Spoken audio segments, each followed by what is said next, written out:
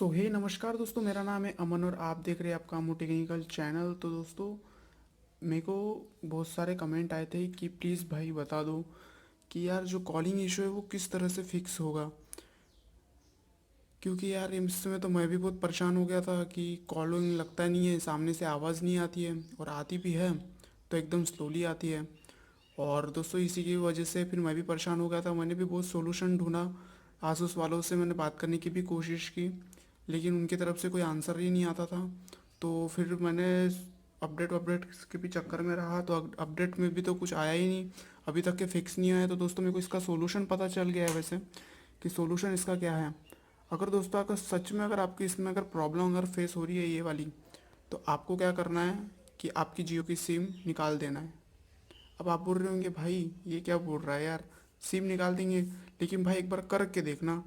आप सिर्फ और सिर्फ एक ही सिम लगाओ। अगर आपकी इसमें जियो की सिम है तो ये प्रॉब्लम आपकी इसमें है, और अदर सिम यूज़ करते होगे तो आपको ये प्रॉब्लम नहीं दिखाई देंगी। तो मेरा बस एक छोटी सी वीडियो है आपको समझाने के लिए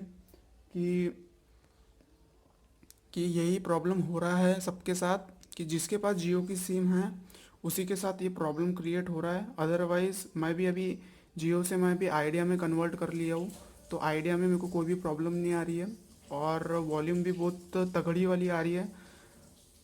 यही मेरी एक छोटी सी वीडियो थी।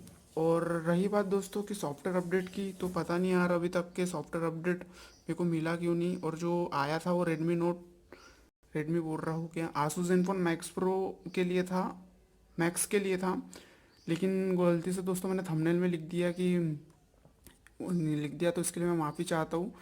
और यही मेरी छोटी सी वीडियो थी। और दोस्तों, अगर आपको सच में ट्राई करना है तो आप प्लीज़ ट्राई करके देख लीजिए कि आपकी जियो की सिम निकाल दीजिए और आपकी आइडिया वाइडिया की सिम ट्राई करके देख लीजिएगा। आपको पता चल जाएगा कि ये प्रॉब्लम सही में जियो की ही वजह से हो रही थी। अगर अदरवाइज़ नहीं होती है तो दोस्तों मेरे पे कमेंट करें, शेयर करें, और मेरे को कमेंट करना ज़रूर।